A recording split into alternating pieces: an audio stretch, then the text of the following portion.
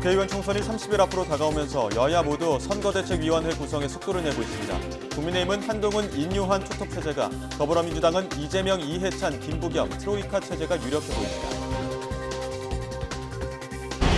해병대원 사망사건 수사 외압 의혹으로 수사선상에 오른 이종섭 전 국방부 장관이 출국금지 해제 이틀 만에 호주대사 자격으로 출국했습니다.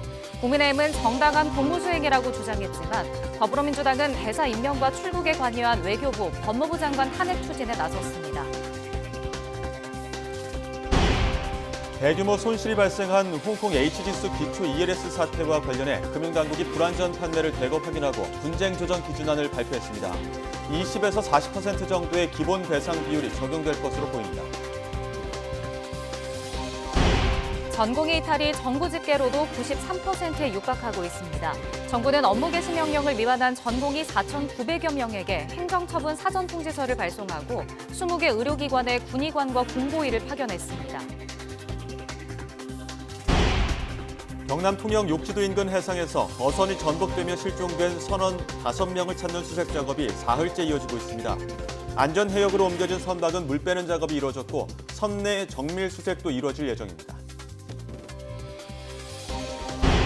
축구계를 뒤흔들었던 하극상 논란의 당사자 이강인 선수가 황선홍 임시감독이 이끄는 축구대표팀 명단에 포함됐습니다. 황 감독은 두 선수 개인의 문제가 아니라면서 손흥민, 이강인 두 선수의 의견도 들었다고 강조했습니다.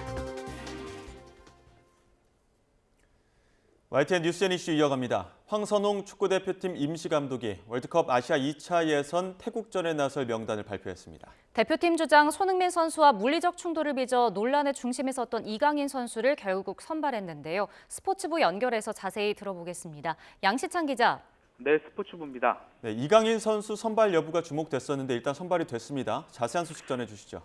네, 그렇습니다. 축구협회가 조금 전 월드컵 2차 예선 태국과의 2연전에 나설 명단을 발표했습니다. 말씀대로 파리 생제르맹의 이강인을 선발했는데요. 이강인은 지난달 카타르 아시안컵에서 주장 손흥민과 물리적으로 충돌하면서 하극상을 벌인 사실이 알려져 크게 비판받았습니다. 그래서 이번에는 이강인을 선발 명단에서 제외해야 한다는 목소리도 컸는데요. 하지만 이강인이 손흥민을 찾아가 용서를 구하면서 봉합하는 모습을 보인 만큼 축구로 팀과 팬들 앞에 사죄할 기회를 주는 게 필요하다는 주장도 있었습니다. 황선홍 감독은 전적으로 이 결정은 본인이 했다면서 이번에 선발하지 않는다 해도 문제가 해결되는 건 아니라고 생각한다고 설명했습니다. 또 선발 전에 손흥민과 이강인 두 선수와 의사소통을 했다고도 밝혔습니다.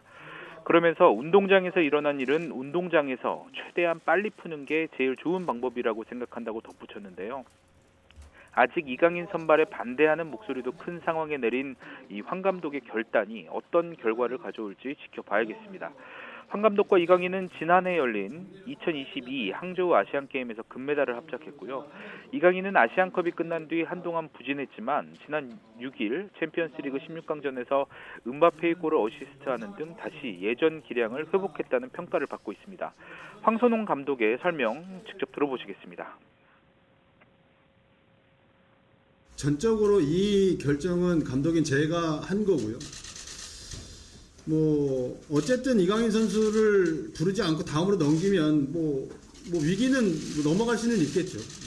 하지만 이번에 안 부르고 다음에 부른다고 해서 이 문제가 다 해결될 거라고는 생각 안 하고. 네, 아시안컵에 나섰던 선수 12명이 제외됐고 또 새 얼굴들이 적지 않게 발탁됐죠. 네, 황선홍 감독이 국내 감독인 만큼 외국인 감독 체제에서 빛을 보지 못했던 이 K리거들의 선발 여부도 관심이었습니다. 지난 2021년과 지난해 K리그 1 득점 왕에 오른 주민규가 이번에 생애 첫 태극마크를 달았습니다. 주민규는 올해는 아직 K리그에서 골을 넣지 못했지만 아시아 챔피언스리그에서는 3골을 몰아치면서 여전한 득점력을 보여주고 있습니다. 최전방에서 조규성과 선발 싸움이 예상되고요. 또 K리그 돌풍의 팀 광주의 미드필더 정호연도 처음 대표팀에 승선했습니다. 이 밖에 엄원상과 이명재 등 K리거들이 대표팀에 중용됐고 백승호도 대표팀에 복귀했습니다. 대표팀은 다음 주 월요일인 오는 18일 소집돼서요. 오는 21일과 26일 태국과 북중미 월드컵 아시아 2차 예선을 치를 예정입니다. 지금까지 스포츠부에서 전해드렸습니다. 그제 경남 통영시 욕지도 남쪽 해상에서 9명이 탄 어선이 전복돼 4명이 숨졌습니다. 해경은 실종 선원 5명을 찾기 위해 오늘도 수색을 이어가고 있습니다. 취재기자 연결해서 자세히 알아보겠습니다. 이명준 기자. 네, 경남 취재본부입니다. 수색 작업 어떻게 진행되고 있습니까?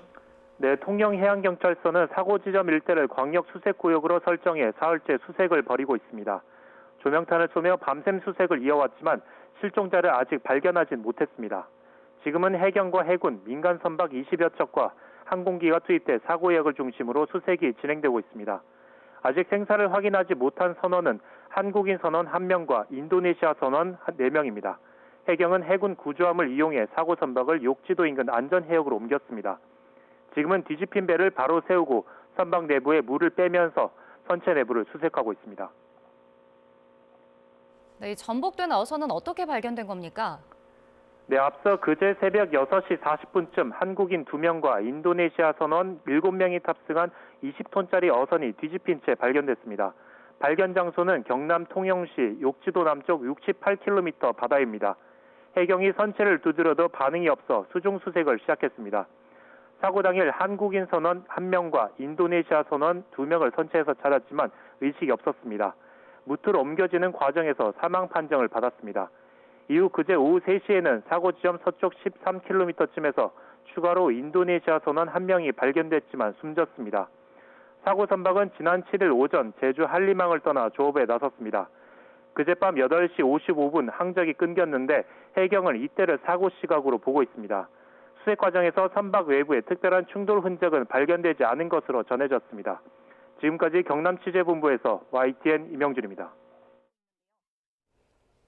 전공의들의 병원 이탈 4주째인 오늘부터 정부는 공중보건의와 군의관을 의료 현장에 투입했습니다. 효율적 운영을 위해 이틀 정도 교육을 진행한 뒤 전공의 공백이 심각한 상급 종합병원을 우선으로 투입하고 추가 인력 투입도 추진하고 있다고 밝혔습니다. 브리핑 내용 직접 들어보겠습니다. 1차적으로 이제 오늘부터 이제 공보의 군의관이 이제 상급 종합병원 쪽으로 이제 발령이 나서 교육을 받고 이제 근무를 내일 모레부터 하게 될 것이고요. 나머지 한 200명 정도 추가적으로 또 이제 파견을 계획을 하고 있는데 그 부분도 상황을 봐가면서 조속히 추진할 그런 계획입니다. 공보의 숫자는 1,400명이 조금 전체가 넘고요. 이 중에서 이제 2차 투입은 저희가 이제 가급적 다음 주 중에 하려고 좀 준비를 하고 있는데, 이제 문제는 지역에서 저희가 좀 수요조사 결과를 좀 바탕으로 배치를 할 필요가 있습니다. 정해져 있는 기관 외에 그 지역 내에 있는 상급종합병원이나 종합병원 등에 배치하기 위해서는 복지부 장관의 이제 승인이 필요하기 때문에 이제 다음 주 정도 생각하고 있지만 시기는 뭐 일정 정도 좀 유동적입니다. 병원을 이탈한 전공의들에 대한 행정처분 절차가 이어지는 가운데 지난주까지 4,900여 명에게 사전 통지가 이뤄진 것으로 파악됐습니다. 지난 8일 오전 기준 근무지를 이탈한 전공의는 11,900여 명으로 전체 92.9%입니다. 이 가운데 지난주까지 4,944명에게 행정처분 사전 통지가 이뤄졌고 추가 대상자에 대해서는 차례로 사전 통지가 이루어질 예정입니다. 정부는 이르면 이번 주 미복귀 전공의들에 대한 사전 통지서 발송을 마무리할 예정입니다. 이런 가운데 조규용 보건복지부 장관은 실제 행정처분이 완료되기까지는 절차가 더 필요하다고 설명했는데요. 그러면서 행정처분 절차가 완료되기 전에 돌아온 전공의들에 대해서는 적극 선처하겠다고 말했습니다. 오늘 라디오에 출연한 조 장관의 발언 직접 들어보겠습니다. 사전 통지서를 이제 전공의가 수령하게 되면은 의견 제출 기간을 부여하게 됩니다. 근데 의견 제출 기간 동안에 소명이 되지 않는다면 절차에 따라 예정된 처분을 진행할 계획이고요. 제가 여기서 말씀드리고 싶은 것은 행정처분 절차가 완료되기 전에 전공의가 복귀하게 되면은 그 전공의에 대해서는 최대한 선처를 할 예정입니다. 그래서 전공의분들께서는 빨리 현장으로 돌아와 주시기를 간곡히 부탁드립니다. 의사협회가 전공의 블랙리스트 작성을 사주했다는 의혹에 대해 경찰이 강제 수사에 들어갔습니다. 경찰은 이번 전공의 집단행동 사태 관련자들도 차례로 불러 조사하고 있는데요. 취재기자 연결해서 자세한 상황 알아보겠습니다. 신기혜 기자. 네, 사회부입니다. 네, 의사협회가 전공의 블랙리스트 작성을 사주했다는 의혹에 대해서 경찰이 본격적인 수사에 착수했다고요? 네, 앞서 의사들이 이용하는 커뮤니티 메디스태프에 집단행동에 참여하지 않는 의사들의 근무지와 실명을 거론한 게시글이 올라와 논란이 일었는데요. 대한의사협회가 이런 목록을 작성하고 유포할 것을 사주했다며 협회 명의의 공문이 다른 커뮤니티에 게시되기도 했습니다. 이와 관련해 시민단체의 고발장을 접수한 경찰은 오늘 해당 공문이 게시된 온라인 커뮤니티 DC인사이드에 대해 압수수색을 벌였습니다. 고발장 접수 다음 날인 지난 9일 고발인 조사를 진행하고 이틀 만에 강제 수사에 돌입한 겁니다. DC인사이드 관계자는 작성자 로그인 정보와 접속 IP 등 자료를 경찰에 넘겼다고 밝혔습니다. 의사협회는 해당 공문이 자신들이 작성한 적 없는 허위 문건이라는 입장인데요. 경찰은 오늘 확보한 자료를 통해 정확한 사실관계를 파악한다는 방침입니다. 네, 이번 사태와 관련된 인사들도 잇따라 소환 조사를 받고 있죠?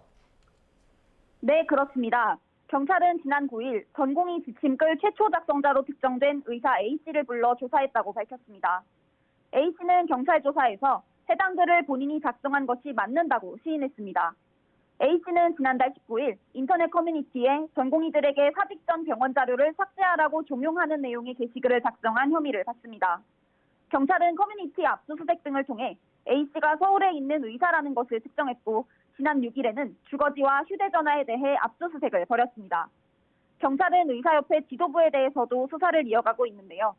지난주 주수호 의협비대위 언론홍보위원장, 노환규 전 의협회장을 소환한 데 이어 내일은 김태구 의협비대위원장, 박명하 의협비대위 조직강화위원장, 임현택 대하소아청소년과 의사회장을 불러 조사할 예정입니다. 이들은 전공의들의 이탈을 부추겨서 정부의 업무 개시 명령을 어기게 하고 이를 통해 병원 업무를 방해한 혐의를 받고 있는데요. 앞서 조사를 받은 지도부 인사들은 젊은 의사들의 자발적 행동일 뿐이라며 혐의를 부인하고 있습니다. 지금까지 사회부에서 전해드렸습니다. 의대생 집단 유급 사태가 현실화하고 있는 가운데 이주호 부총리 겸 교육부 장관이 전국 의과대학 학생단체 대표에게 대화를 제안했습니다. 이주호 부총리는 의대협 대표가 모레 저녁 6시까지 대화 의사를 밝힌다면 학사 운영 정상화와 학생 학습권 보호에 대해 함께 논의하겠다고 밝혔습니다. 어제까지 의대생이 제출한 유효한 휴학계는 5,400여 건으로 의대 재학생의 29%에 달하고 10개 학교에서는 수업 거부가 확인됐습니다. 의료 공백 사태가 4주째 이어지는 가운데 보건의료노조와 환자단체가 의사들의 병원 복귀와 대화를 촉구하는 범국민 서명운동에 나섰습니다.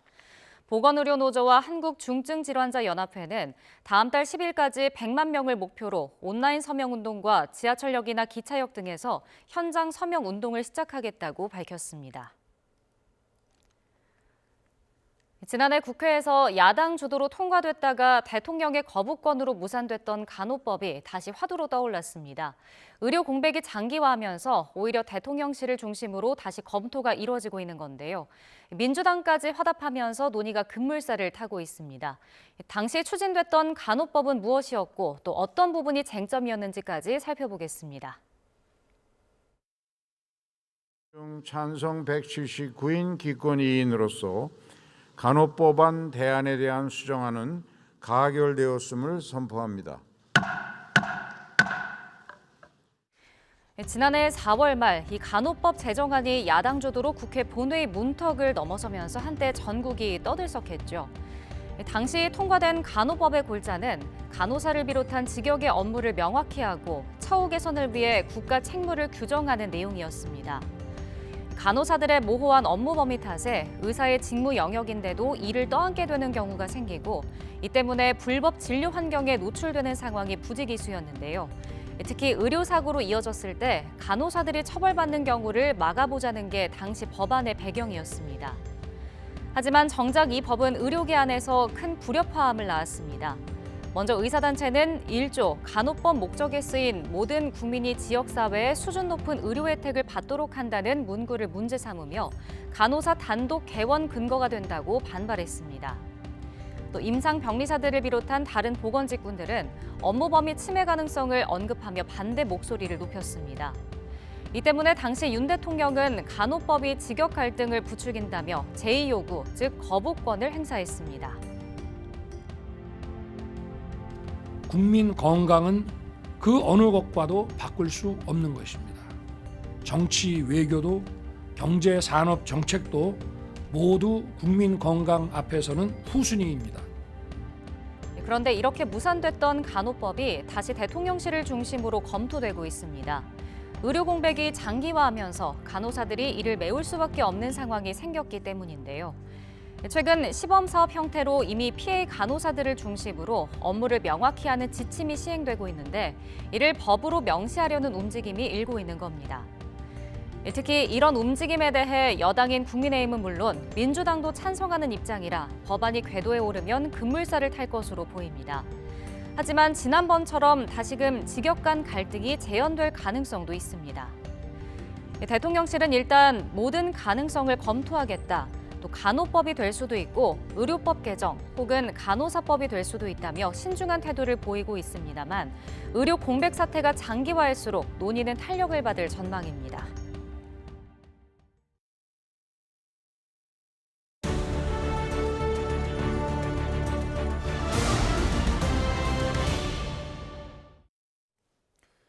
(4월) 총선 관심 지역을 소개하는 민심 2024 격전지를 가다 첫 순서입니다. 경기 성남 분당갑으로 가볼 텐데요. 이광재와 안철수 두 중량감 있는 인사에 류호정 전 의원까지 합류한 가운데 재건축 이슈가 표심의 주요 변수로 꼽힙니다. 박광열 기자가 현장에 다녀왔습니다. 제가 있는 이곳 경기 성남 분당갑입니다. 화면 오른쪽으로 보이는 아파트는 1기 신도시 분당, 그리고 길 하나만 건너면 2기 신도시 판교가 시작됩니다. 그만큼 현안도 많고 성남 시민보단 분당과 판교 주민 정체성이 상대적으로 더 짙다고 평가되기도 합니다. 여야 거물의 맞대결이 성사됐습니다. 도전자는 원조 친노 민주당 이광재 전 국회 사무총장입니다. 정치적 기반인 강원을 뒤로 하고 험지 출마를 자청했습니다. 제가 이광재라고 합니다. 예, 감사합니다. 봐주세요, 저를. 네, 알아요.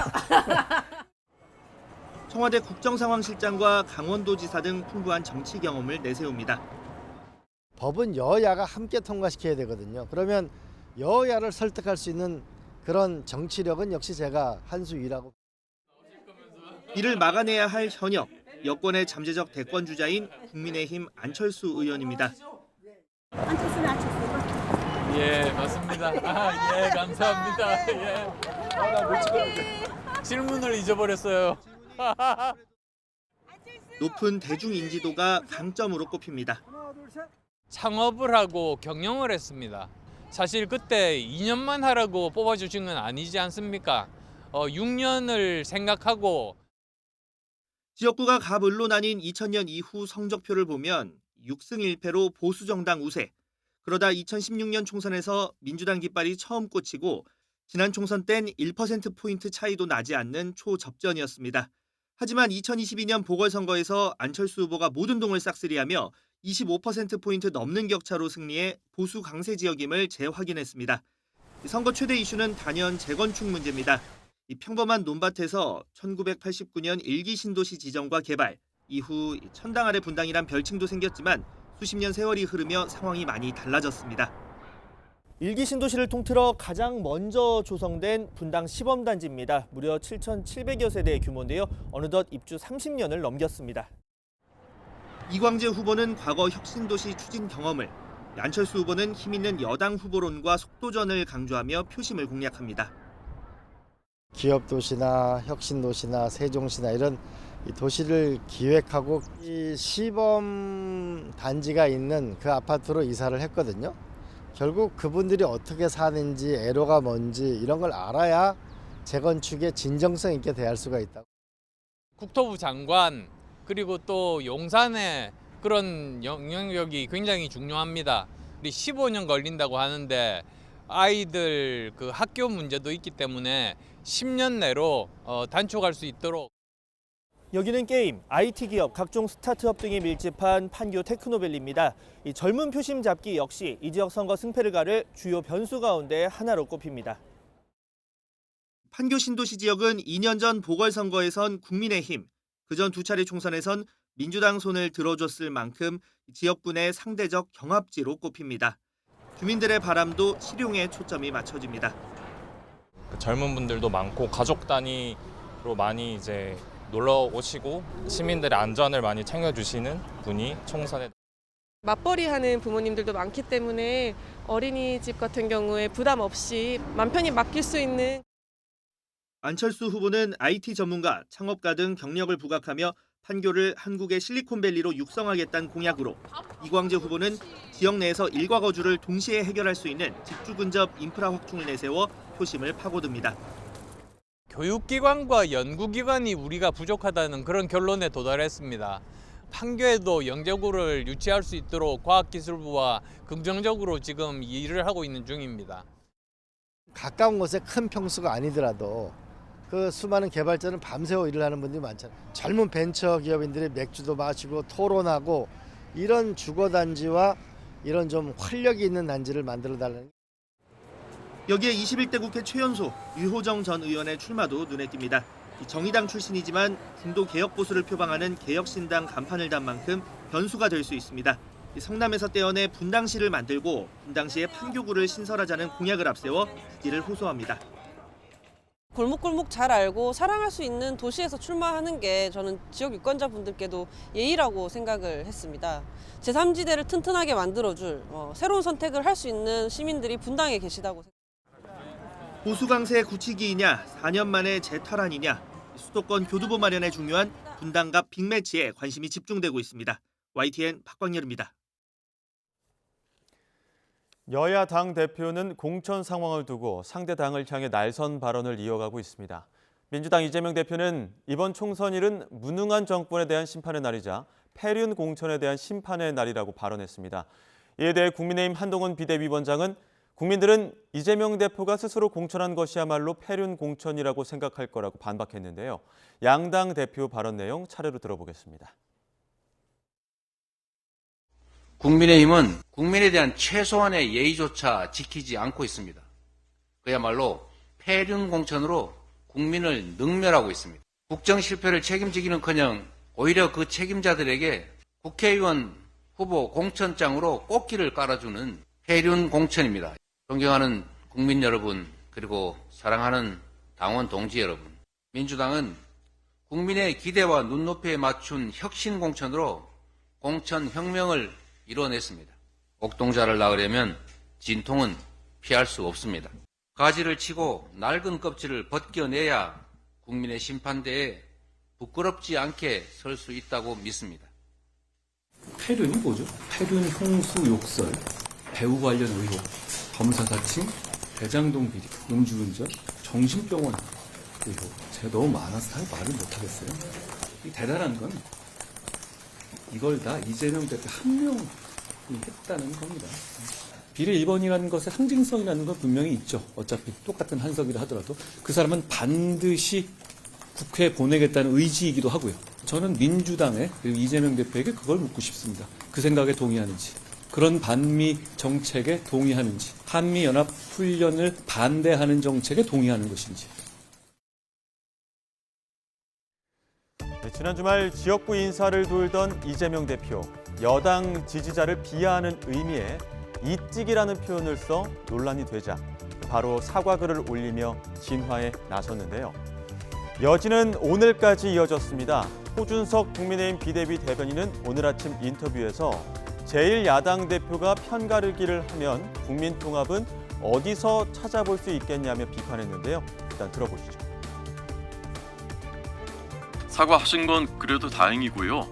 근데 이제 그 느낌이 이찍이라는 것이 나를 찍어주지 않은 국민을 어떻게 생각하시는가라는 게 느껴지는 거거든요. 그래서 이렇게 제1야당 대표께서 편가르기를 하신다면 국민통합은 어디서 찾아볼 수 있겠는가. 그래서 이렇게 갈라치기가 된다면 국민들은 제일 많이 하시는 말씀이 시장 다녀보면 제발 싸우지 마라 이겁니다. 싸우지 않으려면 서로 상식과 합리를 지켜야 된다 이렇게 생각합니다. 이에 대해 친명 원외 조직인 더민주 전국혁신회의 김우영 상임대표도 이찍 발언은 잘못됐다고 수긍했습니다. 하지만 권력의 정점인 대통령과 여당 대표가 무조건 야당을 공격하는 것도 살펴야 할 문제라며 언론에 당부했습니다.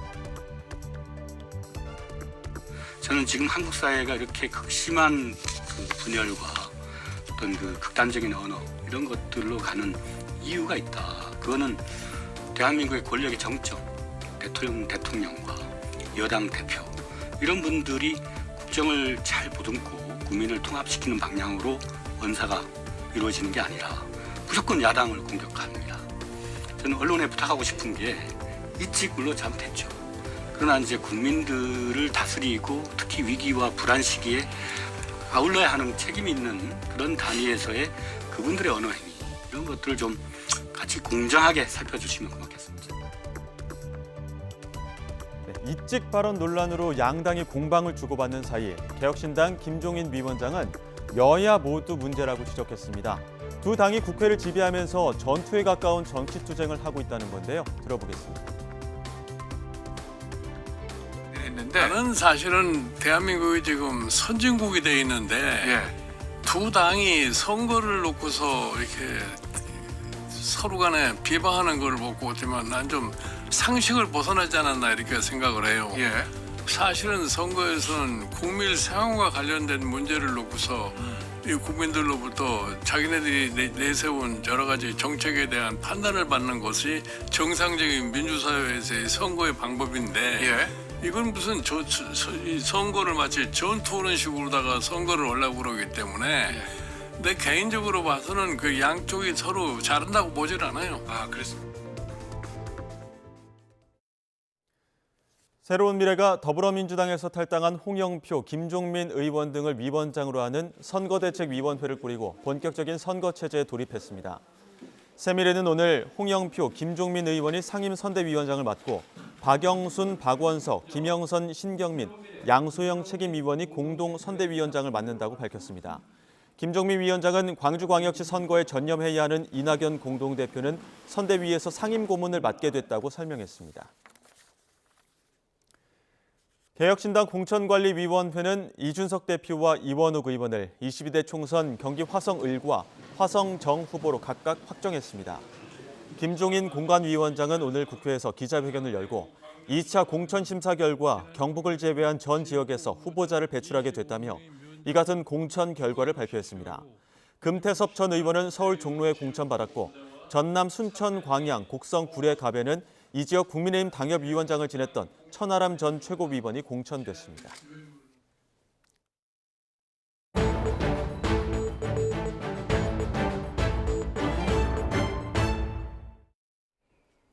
호주 대사로 임명된 이종섭 전 국방부 장관이 최상병 수사 외압 의혹 사건과 관련해 출국 금지가 해제된 지 이틀 만에 호주로 출국했습니다. 고위공직자범죄수사처는 수사를 이어나가겠다는 방침이지만 도피성 출국 논란은 좀처럼 수그러들지 않고 있습니다. 취재기자 연결해서 자세히 알아보겠습니다. 백종규 기자. 네, 사회부입니다. 네, 최상병 수사 외압 의혹 핵심 인물 이종섭 전 국방부 장관이 결국 어제 호주로 떠났죠. 네, 최상병 사건 수사 외압 의혹으로 고위공직자범죄수사처 수사를 받아온 이종섭 전 국방부 장관이 어제 저녁 호주로 떠났습니다. 호주 브리즈번행 비행기를 타고 출국했는데요.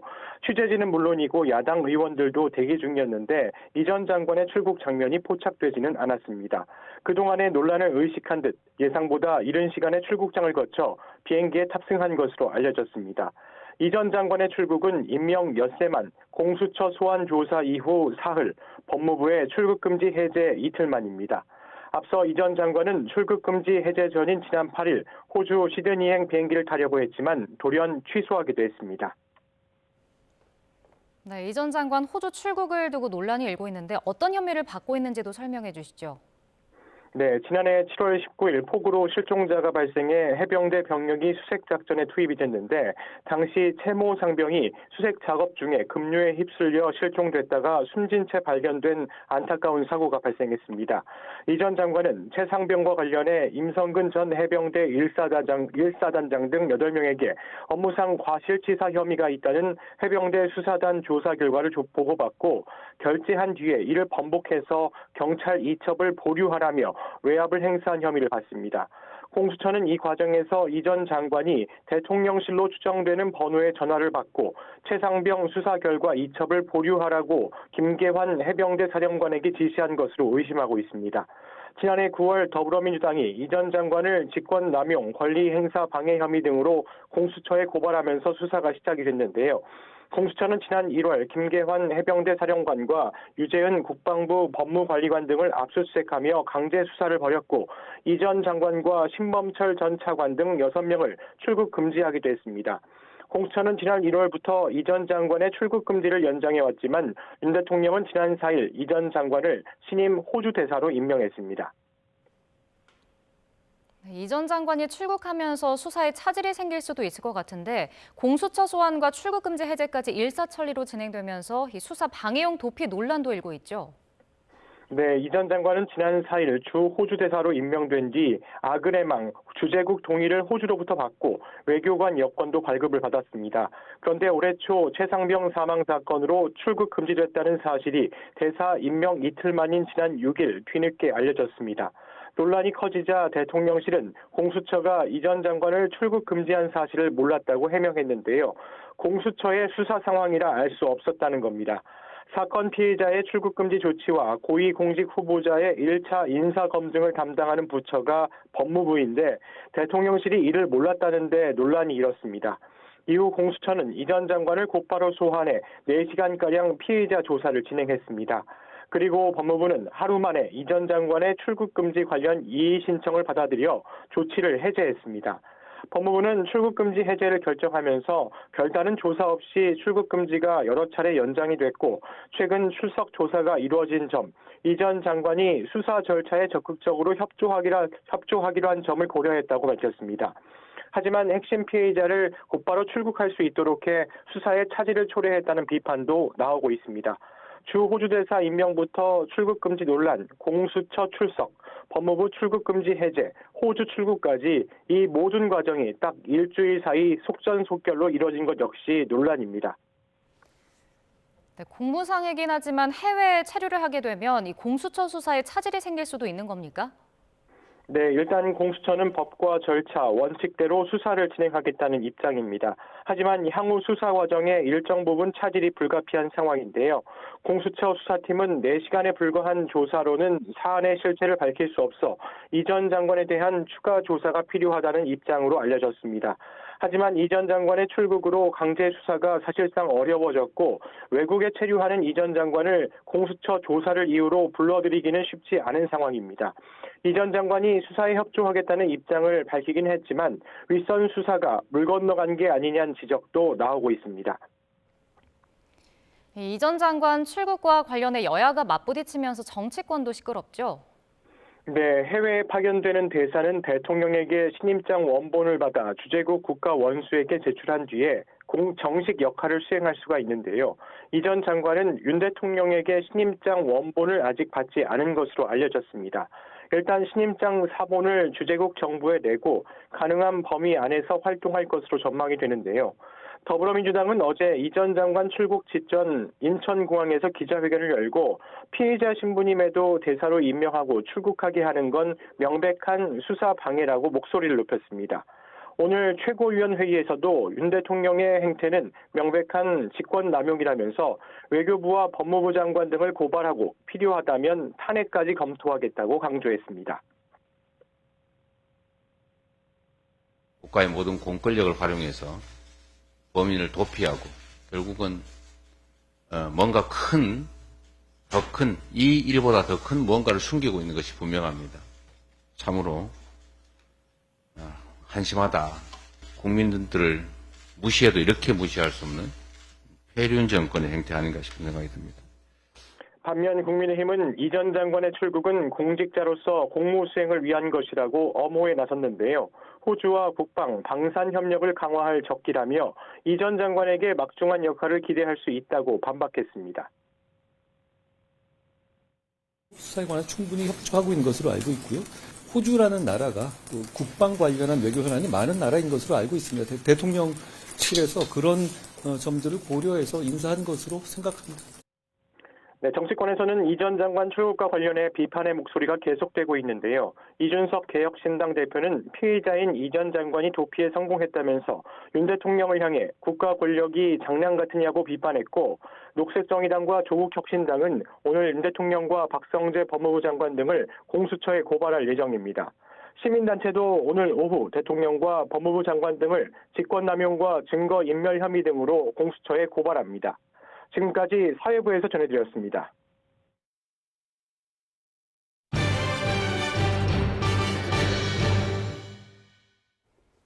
금융당국이 대규모 손실이 발생한 홍콩 H지수 기초 ELS 사태와 관련해 20에서 40% 기본 배상 비율을 적용한 분쟁 조정 기준안을 발표했습니다. 다음 달부터는 대표 분쟁 사례에 대한 조정 절차에도 착수합니다. 보도에 나연수 기자입니다. 2021년 1월 주가 연계 신탁 상품 판매를 맡은 한 은행 직원. 투자자 성향 분석 결과 가입이 불가한 위험 중립형이 나오자 가입이 안 된다고 안내하고선 작은 목소리로 덧붙입니다. 이 상품에 가입하고 싶어요라고 말하세요. 또 다른 은행에서는 직접 방문이 어렵다는 투자자 대신 동료 직원이 고객 역할을 하며 판매 과정을 녹취하는 일이 벌어집니다. 홍콩 H지수 기초 ELS를 판매한 은행과 증권사 곳곳에서 이런 불안전 판매 사례가 적발됐습니다. 지수가 출렁이며 투자자 손실 위험이 커지는 시점에 오히려 영업 목표를 올리고 무리한 실적 경쟁을 벌였던 겁니다. 지금까지 손실 규모는 1조 2천억 원. 지수가 이대로 이어진다면 올해 손실액은 5조 8천억 원에 이르게 됩니다. 검사를 마친 금융감독원은 분쟁 조정 기준안도 내놨습니다. 판매사의 적합성 원칙과 설명 의무, 부당 권유 금지 등 판매 원칙 위반 여부에 따라 기본 배상 비율은 20에서 40%로 정했습니다. 여기에 내부 통제 부실 책임을 따져 은행은 5에서 10%포인트, 증권사는 3에서 5%포인트 가중 적용하기로 했습니다. 과거 투자 경험과 상품 이해도 등 개별 투자자 특성과 책임에 따라서도 배상 비율을 가산하거나 차감합니다. 금융사들은 이 기준안에 따라 자율배상에 나설 수 있습니다. 자율배상이 이루어지지 않은 금액은 다음 달 이후 열릴 분쟁조정위원회로 넘어가고 여기서도 조정되지 않으면 결국 법정 다툼으로 옮겨가게 됩니다. YTN 나연수입니다. 주택담보대출 금리가 3%대로 뚝 떨어졌습니다. 재작년 5월 이후 3%대는 처음인데 이런 내림세가 계속될지는 미지수입니다. 보도에 이영원 기자입니다. 은행권 가계대출 금리가 계속 빠지고 있습니다. 2달 연속 하락해 지난 1월 4.68%까지 떨어졌습니다. 재작년 7월 이후 최저치입니다. 이 같은 내림세를 이끈 건 가계대출에서 큰 비중을 차지하는 주택담보대출입니다. 주담대 금리가 석 달째 떨어지며 3.99%로 주저앉은 겁니다. 3%대 금리는 재작년 5월 이후 20개월 만입니다. 이렇게 떨어진 건 지표금리인 은행채 5년물 금리와 코픽스가 모두 하락했기 때문입니다. 여기에 1월부터 시작한 주택담보대출 갈아타기로 은행권 경쟁이 치열해진 영향도 있습니다. 하지만 내림세가 이어질지는 미지수입니다. 높은 물가 탓에 미국은 물론 우리도 기준금리 조기 인하 시점이 미뤄지고 있기 때문입니다. 이런 탓에 지난달 은행채 5년물 금리가 반등하기도 했습니다.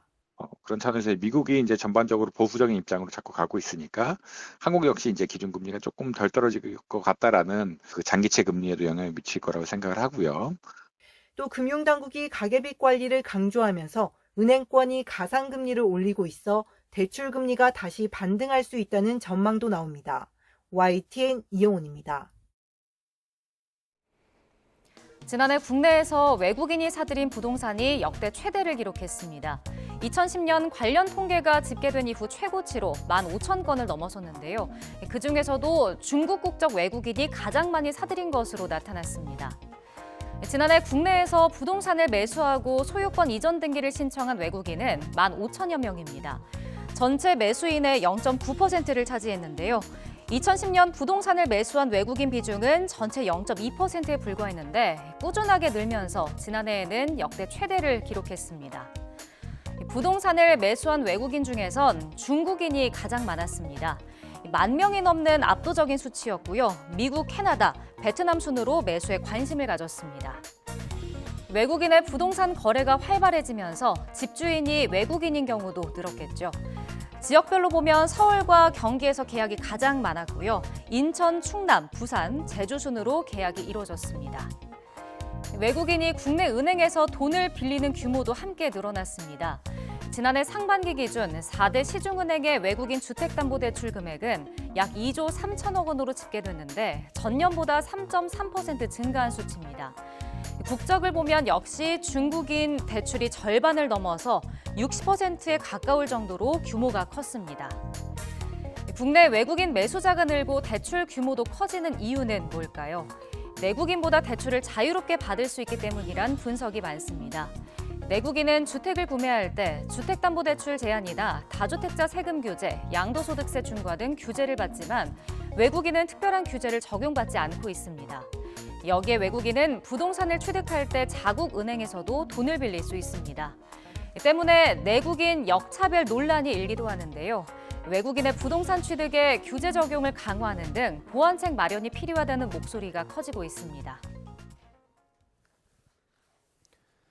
요즘 무인 점포에 금품을 훔치는 사건이 기승을 부리고 있습니다. 무인 결제기를 부수고 돈을 훔친 일당 가운데 한 명을 시민이 직접 나서 검거하는 일도 있었는데요.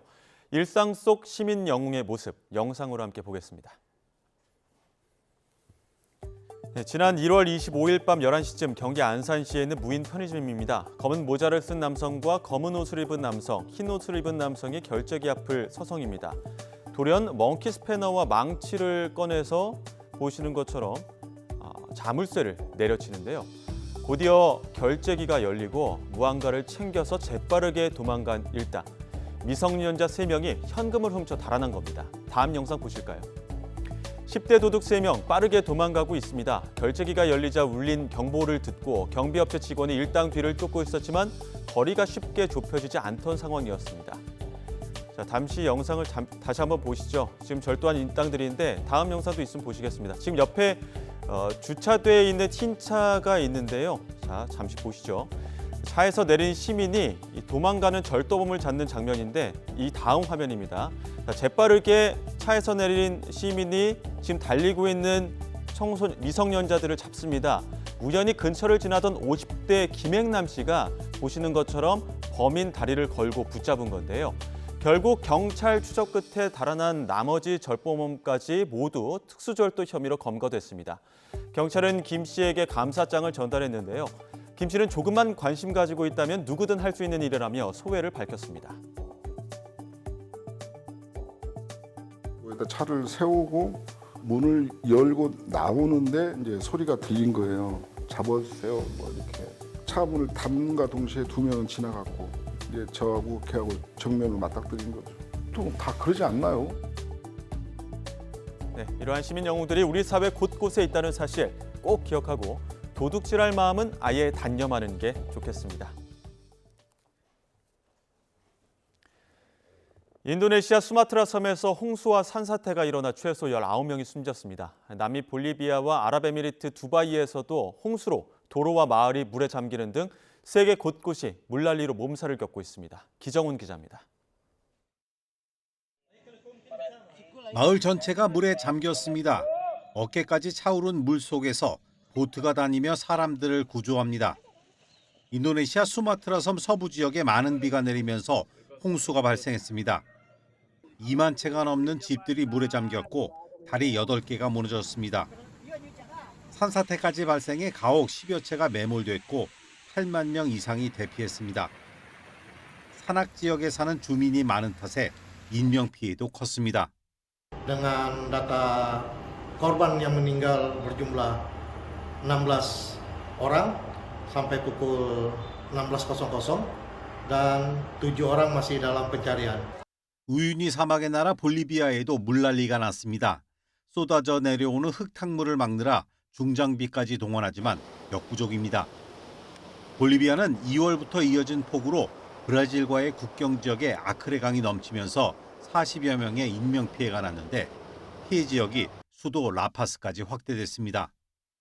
La mazamorra ha entrado por el pared del cerro de allá arriba, que de esas construcciones de allá arriba, se entró todita la mazamorra por acá. Está tapado hasta el techo.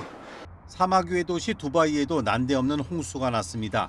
1년의 비가 100mm도 오지 않는 곳인데 불과 6시간 동안 그 절반인 50mm 넘는 비가 쏟아지면서 도로 곳곳이 마비됐습니다. 사막 도시라 배수 용량이 적은 탓에 공항 활주로까지 잠기면서 항공편까지 10여 편 결항했습니다. 아랍에미리트는 10여 년 전부터 부족한 비를 만드는 인공 강우를 시행하고 있는데 전문가들은 이것이 최근의 기후변화와 맞물리면서 이번 같은 기습 폭우를 불러오는 것으로 보고 있습니다. YTN 기정훈입니다. 오늘 하늘은 흐리지만 비교적 온화한 날씨가 이어지고 있습니다. 현재 서울 기온 영상 7도까지 올랐고 앞으로 기온은 4도가량 더 올라서 예년 수준을 웃돌겠습니다. 다만 오늘 남부지방을 시작으로 내일은 전국에 봄비가 내리겠는데요. 오늘 낮 동안 서울에서는 이렇게 하늘만 흐리거나 산발적인 빗방울이 떨어지겠고 밤 늦게부터 비가 내리기 시작할 것으로 보입니다. 외출하실 분들은 참고해 주셔야겠습니다. 오늘 전국 하늘 흐린 가운데 호남과 제주도를 시작으로 남부지방에는 점차 비가 오겠습니다. 서울 등 수도권을 비롯한 중부지방에서는 밤 늦게 비가 확대하겠고 내일은 전국에 봄비가 내릴 전망입니다. 내일까지 내리는 비의 양은 제주도에 최고 30mm, 경남에 최고 20mm가 되겠고요. 서울 등 그 밖의 내륙에는 5mm 안팎의 적은 비가 예상됩니다. 기온이 낮은 강원 산간과 제주 산간에는 최고 5cm의 눈이 내려 쌓이기도 하겠습니다. 하늘은 흐리지만 오늘 낮 동안 기온은 높게 올라서 예년보다 포근한 봄 날씨가 이어지겠습니다. 서울 11도, 광주와 대구 13도 보이겠습니다. 내일 전국에 내리는 비는 오후면 대부분 잦아들겠습니다. 비가 그친 뒤에는 다시 맑은 하늘을 되찾겠고요. 주 후반까지 기온이 오름세를 보일 전망입니다. 날씨가 많이 포근해졌지만 일교차에는 계속해서 주의가 필요합니다. 아침과 낮 그리고 낮과 밤의 온도차가 10도 안팎으로 크게 벌어지는 곳이 많기 때문인데요. 감기 등 환절기 질환 걸리지 않도록 체온 조절 잘 해주셔야겠습니다. 지금까지 YTN 고은재입니다. 이상으로 뉴스앤 이슈 마치겠습니다. 잠시 후 더 뉴스가 방송됩니다. 시청해주신 여러분 고맙습니다.